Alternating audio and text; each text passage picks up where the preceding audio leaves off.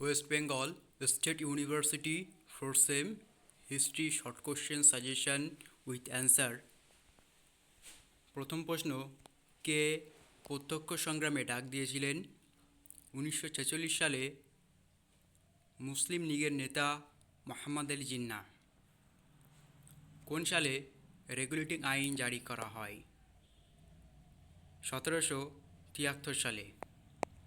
পরবর্তী প্রশ্ন, শ্রীরঙ্গপত্তমের সন্ধি স্বাক্ষরকারী কারা ছিলেন? কখন এটি স্বাক্ষরিত হয়?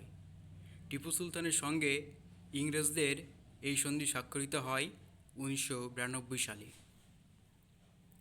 কখন এবং কাদের মধ্যে চিলিওয়ানওয়ালা যুদ্ধ সংগঠিত হয়েছিল? 1849 সালে ইংরেজ তৃতীয় কোম্পানির সাথে পাঞ্জাব রাজ্যের যুদ্ধ সংগঠিত হয়েছিল। অধীনতামূলক মিত্রতা নীতি কে প্রবর্তন করেন এবং কোন ভারতীয় শাসক এটি প্রথম গ্রহণ করেন?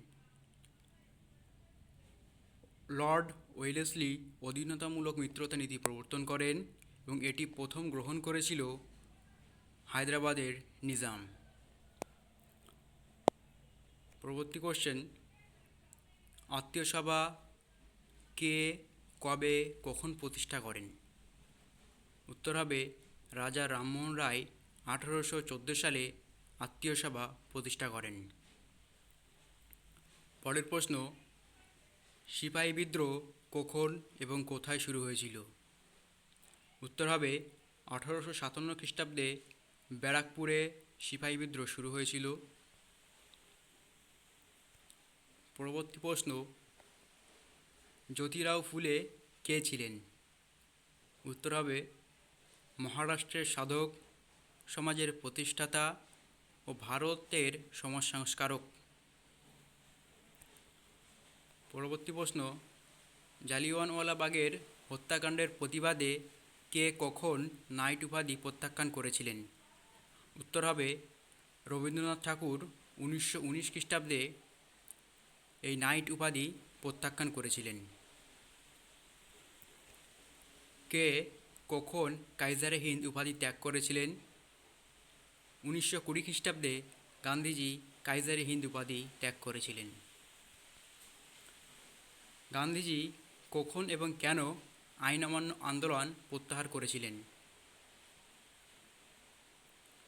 1922 খ্রিস্টাব্দে চৌরি চৌরার ঘটনার কারণে তিনি এই আইন অমান্য আন্দোলন প্রত্যাহার করেছিলেন। ভগৎ সিং কে ছিলেন?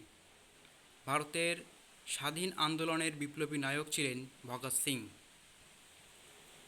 পরবর্তী প্রশ্ন, জাতীয় কংগ্রেসের কোন অধিবেশনে ভারত ছাড়ো আন্দোলনের প্রস্তাব গ্রহণ করা হয়েছিল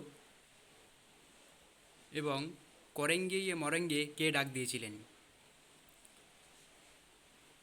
বোম্বাই অধিবেশনে মহাত্মা গান্ধী এই ডাক দিয়েছিলেন।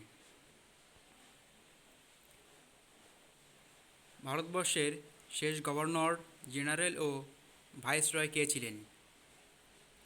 রাজা চক্রবর্তী গোপালাচারী ছিলেন শেষ গভর্নর এবং ভাইসরয় ছিলেন লর্ড মাউন্টব্যাটেন।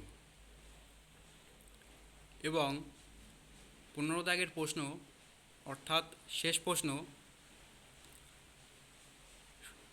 সুজাউদ্দৌলা কে ছিলেন? অযোধ্যা শাসক ছিলেন।